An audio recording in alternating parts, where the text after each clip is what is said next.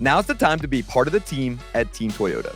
Step up to the plate with a winning lineup of new Toyota models like the new 4Runner, Grand Highlander, and the all-new 2026 RAV4. Or find something perfect for your game plan and your budget with over 300 certified used Toyotas available. And don't sweat a trip to the IL. Our service and collision centers will have you back in the game in no time. So slide into one of our 3 locations, Princeton, Langhorne, or Glen Mills, or take a swing online at teamtoyota.net.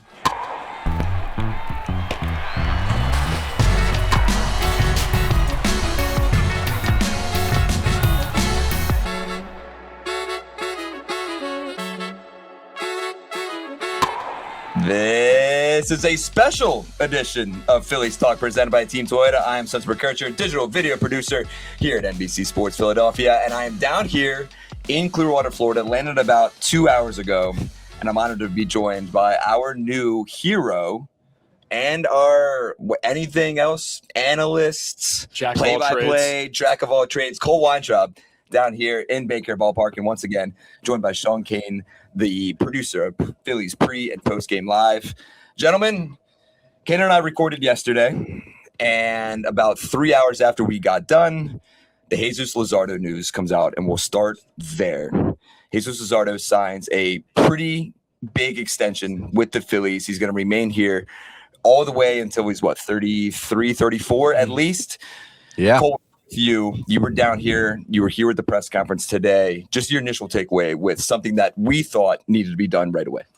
Well, the Phillies are quite wise to get this deal done. Luzardo, 28 years old now, turning 29 in September. It's rare to see a starting pitcher, even more specifically a left-handed starting pitcher, hitting the open market before the age of 30. Luzardo it fits that bill. And with the collective bargaining agreement expiring in December, the potential of a salary cap and a floor being implemented, it's hard to see that there wouldn't have been more competition around Luzardo's name. With a salary floor, smaller market teams would have been forced to kick up more money, and they would look at a younger arm like Luzardo, and the Phillies may have been outbid in the offseason. So getting it done now, and just for $5 more million than what Ranger Suarez got, it's quite the move for the Phillies, and quite wise by Dave Dombrowski in the front office. And Kaner, 5 years, $135 million contract from Luzardo. When you and I talked to him on the podcast at the end of January, you did mention, hey, is this a thing? Have you guys been talking?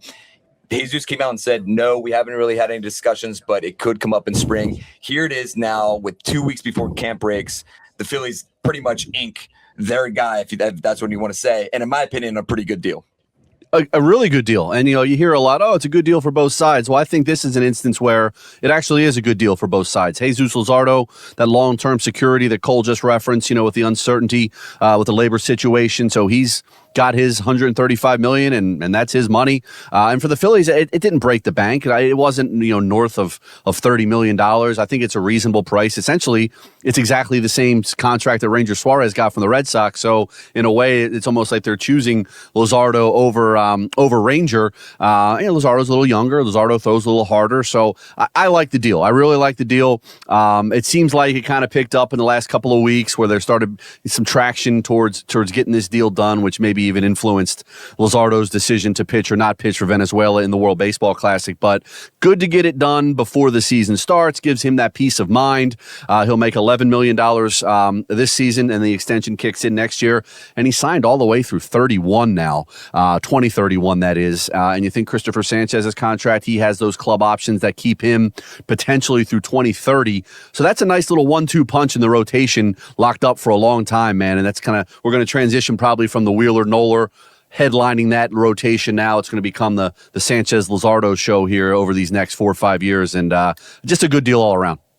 Which is just remarkable because coming from, everyone knows Luzardo's story at this point. Obviously gets Tommy John surgery at the age of 18, was a high prospect with the A's, gets to the Marlins, kind of battles back injuries, and then really has a career year last year. And Cole, when you were down here with that press conference, you saw, and there's a bunch of clips online and on social, basically the entire team that's still here. Obviously the World Baseball Classic guys are still away, but the entire team came out to see, like, to support Jesus Luzardo during his press conference. How important is that? Did you get a chance to talk to some of those guys and just how important he is to this team, and you kind of see this family? I know he talked about that and how welcome he's felt ever since he's been here as a Philly. I got to talk to JT Realmuto after the game, and he said he's just such an integral part of that clubhouse and really all around the rotation. He's a guy who continues to learn. He's a guy that continues to ask questions, but he's also there as a resource to some of the younger players. And, Luzardo was fluent in English and Spanish, so he can really connect with the entirety of the clubhouse. And you could just tell by the way that the Phillies have gone about, working through that pitch tipping and then just continuing to give him the ball time and time again at the end of the season. And you might remember, Sean mentioned, Ranger again. The Phillies opted to go with Luzardo in Game 2 over Suarez in Game 2, and Suarez threw out of the bullpen in Game 3, and it was just an indicator that the Phillies were leaning into the Jesus Luzardo area, and that we were going to likely see an extension this offseason. And just overall, it's a guy that has become so assimilated into the clubhouse, and he's just been a real steady piece for them just since he got here. And Sean, I know you and I have talked about it so many times on camera, off camera, about how important he is and how high expectations we have for him coming into 2026. And now that this deal is done and we don't have to worry about it, it's kind of the monkey off the back for Luzardo going forward now. Can we still expect, in your opinion, I think I know the answer, but can we still expect maybe a Cy Young caliber or esque season from Jesus Luzardo? I think so. I think there's every reason to expect that. And, there was the contract year motivation. You lose that now. But I think the peace of mind is a big thing. And what we've seen this spring, both in games and just what we saw a couple of weeks ago, Spence, early in camp when he was throwing those live batting practice sessions. I mean, he was dominant. And really last year, he was Cy Young worthy if you remove those two starts. Like, he pitched to a 3.9, but he had those two starts at home against the Brewers, on the road against the Blue Jays. And I know you can't just remove starts, but if you take those two starts away and you look at his other 30 starts, I mean, he would have had a good case to be right in that Cy Young mix. Not quite as good as Skeens and Sanchez, but Cy Young caliber. And I think he's going to continue that. I think he's really comfortable in Philadelphia. He loves the vibes. He loves the team. Cole just mentioned, he's becoming a voice and a leader in that clubhouse. So, yeah. And I think, if he has the type of year I think he's going to have, I think we probably look back at this extension and Phillies save themselves some money by not waiting to the end of the season, because if he pitches and puts himself in that top tier of starting pitchers, it probably would have cost a lot more than $27 million a year or whatever it turned out to be on that average annual value to keep him around next year and moving forward. And I know you mentioned that too. I know you can't erase them, but if you do erase those starts, I mean, he would have been 15-5 with like a 2.6 ERA. Obviously, he finishes 15-7 with an ERA plus of 3 plus. I mean, if you get rid of those starts, he has probably a top 5 season in all of baseball when it comes to starting pitching. And then you look at it too, you mentioned his velocity, Cole. It's the second highest among lefties in all of baseball, only behind Terry Skubal. That's so important to this team. And I know the clip going kind of viral on social media right now is him talking to Dallas Braden about how important Caleb Cotham has been, the pitching coach for the Phillies, and kind of the development of Luzardo last season. Have you seen that kind of as well? Have you got the chance to talk to Caleb Cotham? And really, how important is that to see Caleb kind of working with Luzardo and now Painter, and then you have Wheeler and Sanchez and even Taijuan Walker and Aaron Nola as well? Well, I haven't come across Caleb just yet, but for Luzardo to break out that sweeper last year at a 31% clip, a pitch he's never thrown before, and it leads the MLB in pitch run value. That is something else. Batters hit, I think, just under 180 against the pitch. And when you just add that to your repertoire, it makes it easier for the Phillies to feel that they can bet on a guy like this, because it's not a pitch that opponents are familiar with. It's not a pitch guys in this division have seen for years. It's new, and it's another weapon that Luzardo can lean on. And to me, and I think a lot of people in the organization, and Caleb Cotham will appreciate, is Luzardo is sort of that old-fashioned take the ball every 5-day guy. And I think that's sort of lost in baseball. But when you have a guy that can make 30, 32, even 33 starts, you know how reliable that is. You don't have to dig into your farm system, start guys that you're not necessarily familiar with. Luzardo is going to be a guy that you can count on, and he might have stretches of inconsistency, but we saw at the beginning and the end of last season and in that postseason start against the Dodgers that the sky is the limit, and they kept saying that today. The sky is the limit, and he could play himself into a Cy Young award, but he's keenly focused on bringing the championship back to Philly. And Kaner too, I know we've hit on it a bunch too, and Dave Dombrowski has gotten a lot of slack this past, really, 12, 24 months, whatever you want to call it. But in my opinion, looking back at it, that was a steal. You buy low, you send Starlin Caba to Miami, you buy low, and now you ink him for only $27 million a year, when, in my opinion, I thought he was going to get the 30, maybe $30+ million a year on an AAV. And they get to avoid that all season. We don't have to worry about that all season long. We don't have to worry about him hitting free agency. But when you look at Dave getting this deal done before opening day, and then also even making the deal to acquire him, has to be a huge thing and not something to be brushed over. Yeah, that trade, before Christmas 2024 just looks better and better. And you said it, they bought low because Luzardo was coming off a couple injury-plagued seasons where he was dealing with back issues and elbow issues, and that was the thing. And that's what he said. Like his biggest accomplishment last year was staying healthy and, as Cole just said, taking the ball every 5 days and making 32, 33 starts. I think he's kind of found a groove here. And of course, it's a great trade in hindsight. And I think Dombrowski deserves some credit too for keeping this rotation together here for the next couple of years. And we've heard Zach Wheeler kind of backtrack a little bit on, initially when he signed his extension, he said, this will be it for me. Now, maybe he's thinking about pitching a little past that extension. Obviously, we know Aaron Nola has a few years left on his contract extension. I mentioned Sanchez earlier. Andrew Painter, obviously, is a guy under club control for a while. So they can keep this group together for the next 2, 3, 4 seasons. I mean, it's a really impressive group, and I think they really together complement each other well. It's a great deal. It's good to get it done before the season. And I know, and the one other thing I wanted to add, Cole's mentioned the playoffs a couple of times. He proved in game 2 that the moment wasn't too big for him against the Dodgers. And he also proved coming back in game 4, which I was really impressed with. He comes back in game 4 out of that bullpen. That game goes to extra innings, as we all know. And he just battled. Like he when we talked to him, Spence, he's like, I wanted to come out of the bullpen in game 3. I was ready to go in game 3. It's just the kind of guy that I think his attitude, the way he just wants the ball, it plays really well here in Philadelphia, and he's proven that he's a big game pitcher. We call him Big Game Zeus. He pitched all those national TV games, but in all seriousness, he pitched terrific in the playoffs against the best lineup in baseball, and obviously all about October here, so I think he's a guy they know they can count on when that time comes. Yeah, and it's nothing new for Dave Dombrowski. He has time and time again traded for and extended left-handed starting pitching. It goes back to David Price in 2014. He goes to Boston. Dombrowski takes him with him after trading him to the Blue Jays. And then in 2016, he makes a trade for Chris Sale and then later extends him. So this is nothing new, right? And those are two really solid left-handed starters. Those deals didn't work out as they had been perceived at the beginning and what the original expectation was.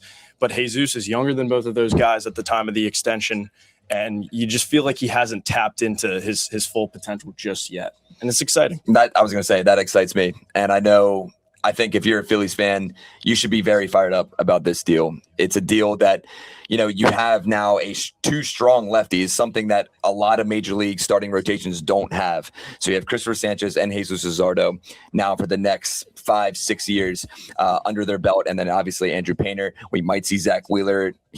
I know mentioned a few times that he might extend that after his 2027 deal was up. We might see him pitch longer depending how this season goes. So really the starting rotation, which has never been a problem for the Phillies. I mean, it has, I guess, in maybe 3-4 years ago, but over the last 2 or 3 years, that's the reason this team has got to the success that they have. And I think having those two guys locked up for long term is only going to take this team even farther, hopefully, to a World Series. Do you guys have anything else on Luzardo before we move on?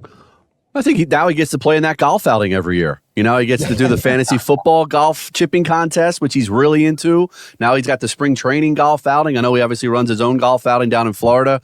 So I feel like he's a big golf guy, and he's really ingratiated himself to the golf community in the clubhouse. Do you think we'll get an invite at some point?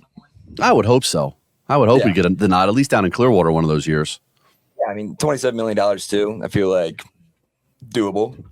Yeah, he could probably afford a few rounds on the golf courses we play, Spence. Exactly. That goes a long way. Yeah. Exactly it. Actually, when I was back in high school in 2020, I did something for my school paper. Oh, nice. And I was doing Q&As. I was shooting a bunch of DMs out.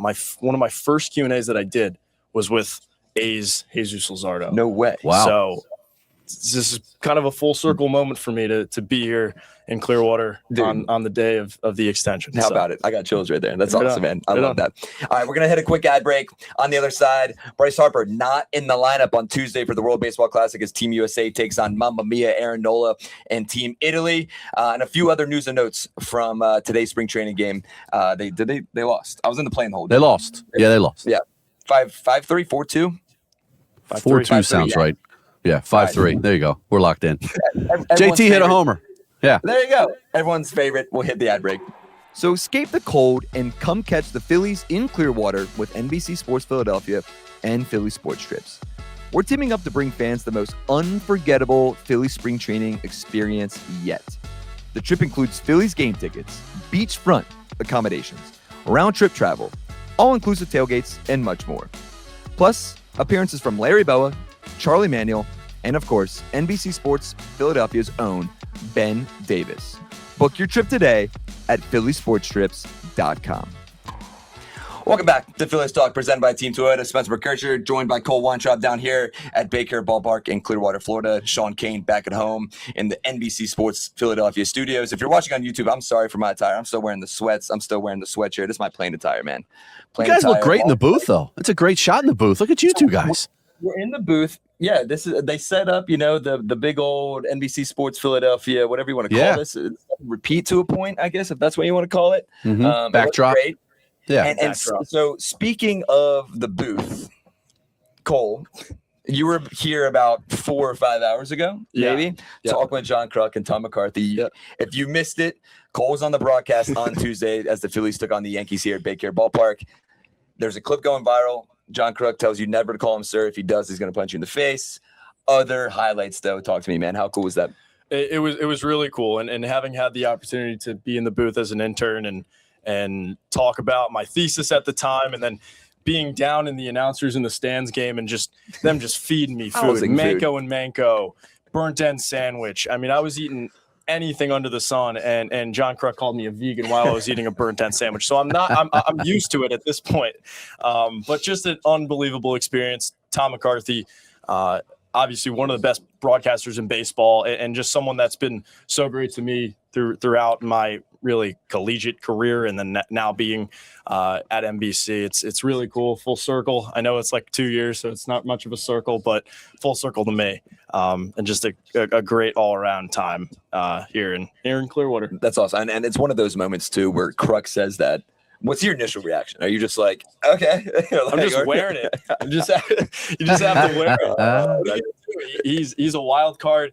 I love it because you don't know what's coming next. And I think that's just what makes that booth so good, because Tom keeps everything, in line, and John might go in a different direction, but Tom can just follow right up. Yep. I love it. Good game. Kaner, I know you probably tuned in. I know right before the ad break, you mentioned JT Realmuto hits a home run, his first of the spring. Mm-hmm. Before we takeaways, what were some of your takeaways from today's game? I know Duran looked pretty good as well in his third appearance in the spring. Yeah. A lot of the bullpen guys pitched, as you mentioned. Duran and Banks started the game. But yeah, the JT home run was a big deal to me. He really got a hold of that ball, pulled it to left center field. So nice to see the pop remaining in JT's bat, and we got to hope. He said during his press conference when he re-signed that 3-year deal that he doesn't think age is the reason his numbers have been down the last couple of years. He thinks it's something he can fix. Some rhythm of his at the plate. Obviously, we know he has that leg kick that from time to time can become an issue, but no. We need more offense from JT. The Phillies need more offense from JT, and an encouraging sign from him today. But yeah, no. Other than that, not a whole lot of offense. Bryson Stott had another hit. He's still hitting over 500 in the spring, but no. Yeah, good. JT, to answer your question, is the headliner. In addition to a couple of the arms, Duran, as you mentioned, threw another scoreless inning. So good to see that this afternoon against the Yankees. And Cole, I know you mentioned you got to talk to JT today. What were some of his thoughts about kind of maybe finding that power? Did you get a chance to ask him about that? Yeah, he says he feels a lot more comfortable at the plate, and he's been working on some things. And as Sean just mentioned, it's not an age thing offensively. He's just going to get back to his swing. And outside of the home run today, he actually had a really nice opposite field hit, kind of threw out the top of the bat. Got the bat out and slapped it the other way. And if JT's using the whole field, that's when he's at his best. But when he stays in the middle of the field, Rob Thompson said post game, that's when JT can be great. And this lineup, JT could hit anywhere from 5th through 9th, I think, and it could really take a lot of the pressure off of him. I know we saw him in the cleanup spot a lot last year.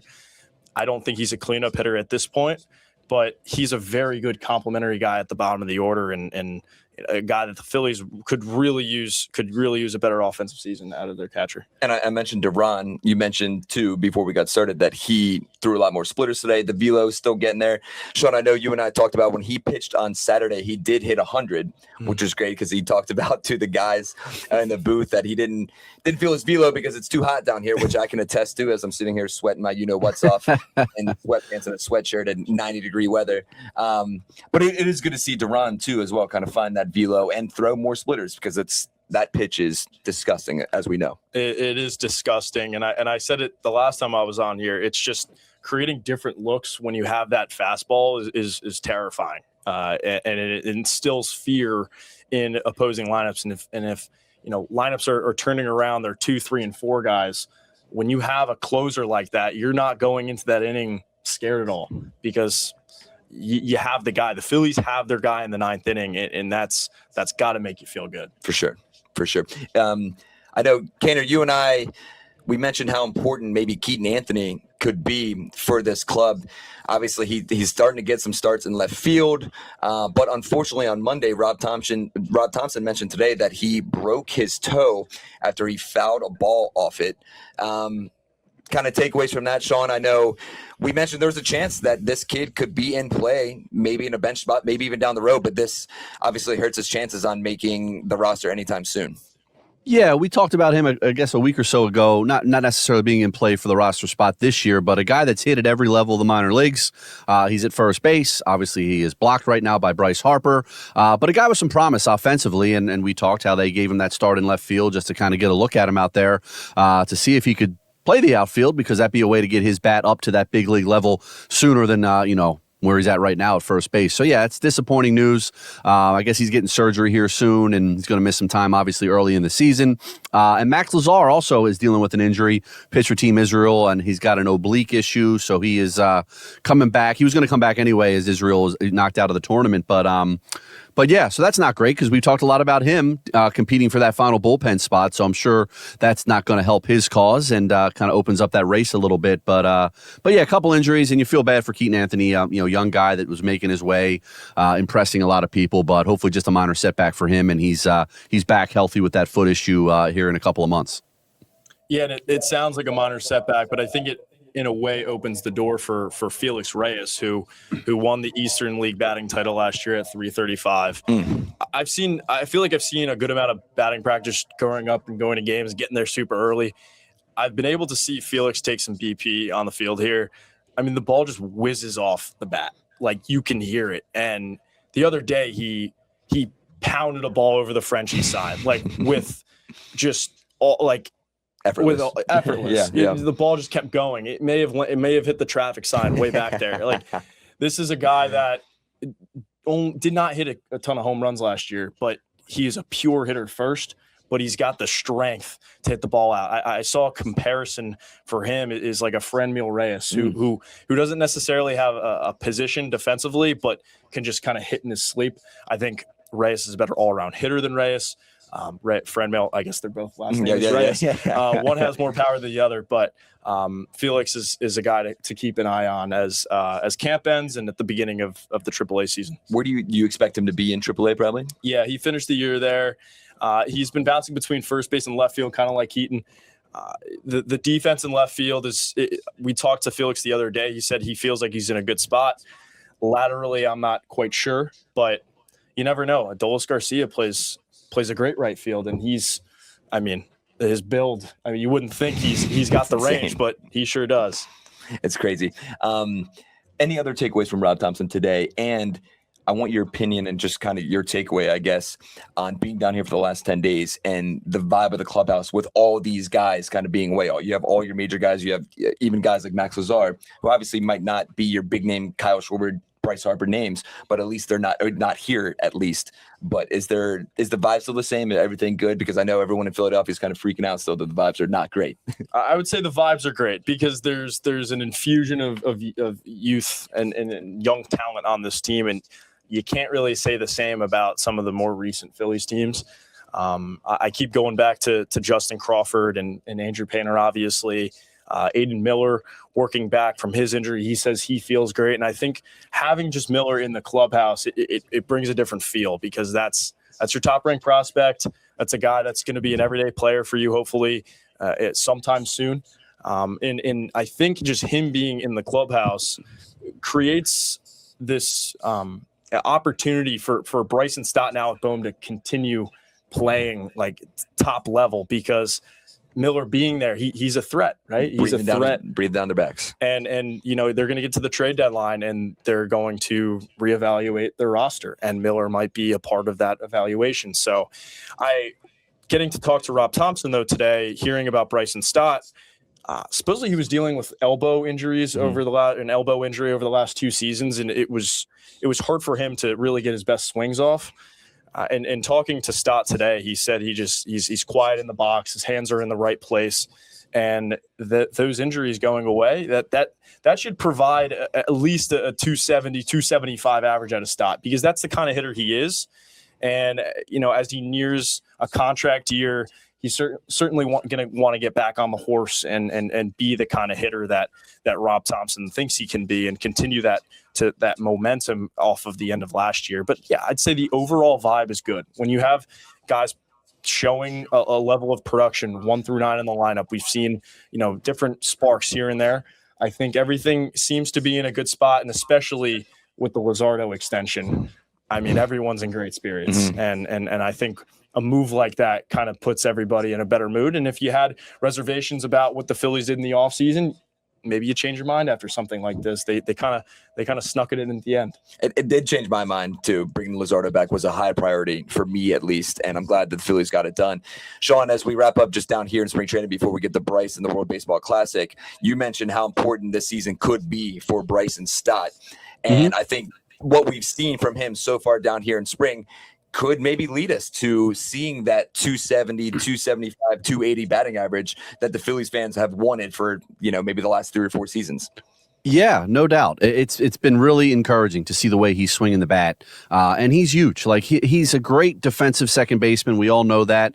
Probably should have won a Gold Glove by this point, but the Phillies need him to be more than just a Gold Glove caliber second baseman. They need him to be a consistent guy offensively.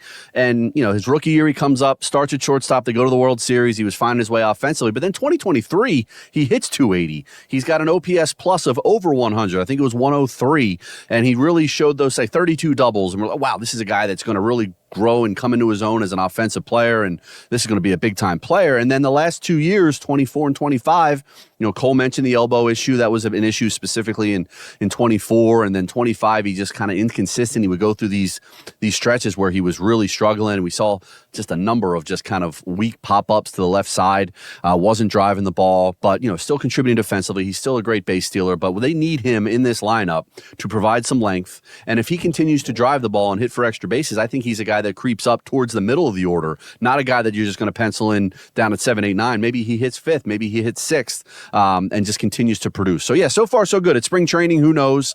We'll see if he can carry it over into the regular season. But really, to me, offensively, maybe one of the best signs of the entire camp.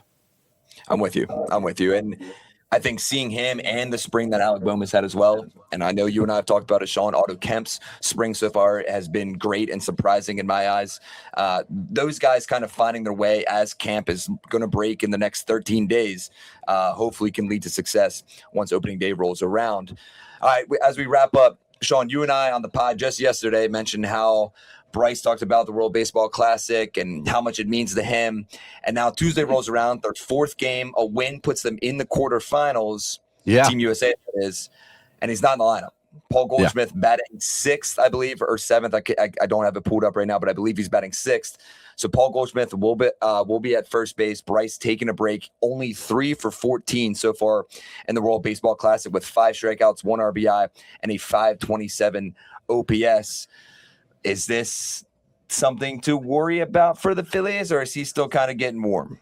Yeah, I mean, his at-bats haven't looked great. The fastball, he's given him some issues, and it's not like he's facing 99, 100-mile-an-hour fastballs. Like, he was getting beat in that game against Mexico by 94, 95 in the zone, so he just looks like a little late.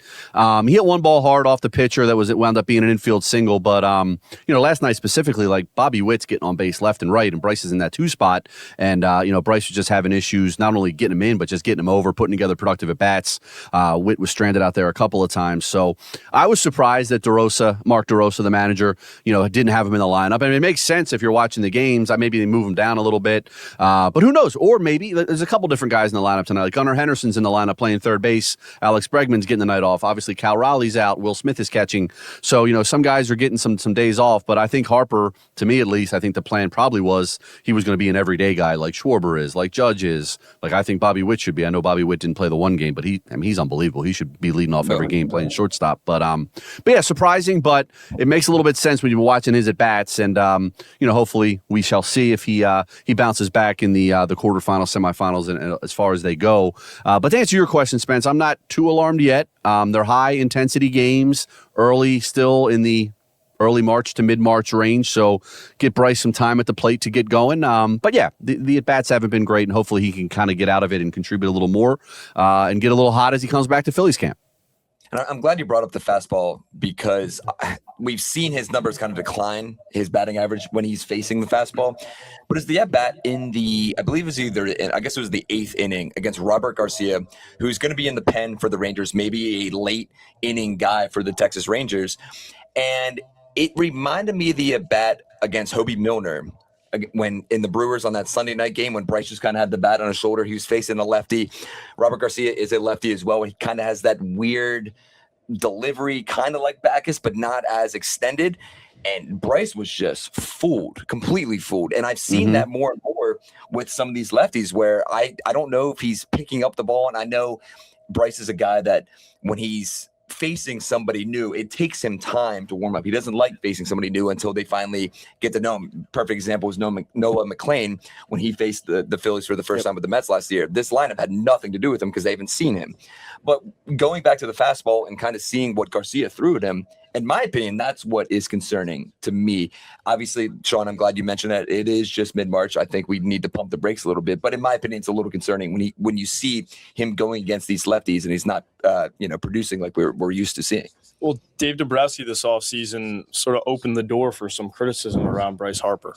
I think now if Bryce gets off to a slow start, could you justify some criticism now because it's sort of been in the air for a long time? I'd say him not catching up to fastballs. I mean, I think it all goes back down to the bat speed, right? I think an off-season article written by MLB.com said that Harper's bat speed is right where it was, 2-3 years ago. So as long as that stays there, I'm not too concerned. I think he's still going to have a better season than he did last year. And then for the World Baseball Classic not being in the starting lineup, I think they're just shuffling in guys. For a Paul Goldschmidt, right? He has to get ready for the season with the Yankees. He's there, not playing in spring training games, so him sitting there is not doing him too good. So I think that's just a rotation that was pre-planned. But for Harper, yeah, I've noticed some of his at-bats have been – he looks overwhelmed. It is early, but it's something to keep an eye on if his bat speed is a bit slow on the heaters when the season opens. Don't get me wrong. He's going to win the MVP this season. Let's just put that out there. Don't get me wrong. He's going to win the MVP. But he'll be okay. And Team USA looking to advance to the quarterfinals with a win over Team Italy in about 2 hours from now. So if you're listening to this on Wednesday, I'm sure you guys know what the result is of that game. But that will do it for this edition of Phillies Talk presented by Team Toyota. Do not forget, we have the Spring Training Live Q&A presented by Toyota on Sunday. Jim Salisbury, Ben Davis, and Tom McCarthy will be out there right over there. Cole. What a We're going to be lineup. right behind Frenchie's set up. Send in your questions virtually. If you're down here, come say hi. We'll all be down there hanging out. It's going to be a good show, so tune in. It will be right after the game on Sunday afternoon. Gentlemen, thank you guys for joining in. Sean, stay. What's the temp up there? Still like 75? It was like it touched 80 today, man. Like before I came into work, we were outside. It's unbelievable. It felt like not even a spring day, almost like a borderline summer day. It's going to be nice tomorrow. Then it's going to start getting a little cold, but fear not, Spence. Next week, the highs in the 30s. So we're going to get back to normal. We're not out of the woods yet, but maybe in a couple of weeks we will be. But today was awesome up here. I saw the day I landed is Tuesday the 17th, and I saw the high was 36. Can't wait. Glad we're there you go. Glad we're You're back. We're going to enjoy the warmth down Have here. fun, boys. Thank you, buddy. We're Thank down you. here in Clearwater, Florida. We're looking forward to it. Second trip back down there. I feel like I just was here, but looking forward to hanging with this guy. We got a dinner date here at some point. I don't know where we're going to go, but we'll figure that All one right. out. Good deal. So we'll keep you updated. We'll send you some pictures, though. We might go to the beach, have a few beers. We'll send you some Nice. pics, keep you updated. But you Atta can't guy. count on me for the rental car. I mean, he's got the rental car. That's good. You don't have to worry about the Ubers anymore. You got a driver. That's That's right. exactly it. And Sean, just for the listeners out there, no boxcar this time. No boxcar, no Kia That's Soul for disappointing. me. Yeah. We got a Jeep. baby. So Wow. Big Take time. it off road, hit the beach a little bit. We'll see. Man, look at you guys cruising around the Gulf Coast of Florida in a Jeep Wrangler. Man, must be nice. We'll get there. Shout out to our friends at Hertz, huh? Well, thanks for listening to the Phillies Talk podcast presented by Team Toyota. For Sean Kane, Cole Weintraub, I'm Spencer McKercher. We'll talk to you guys next week.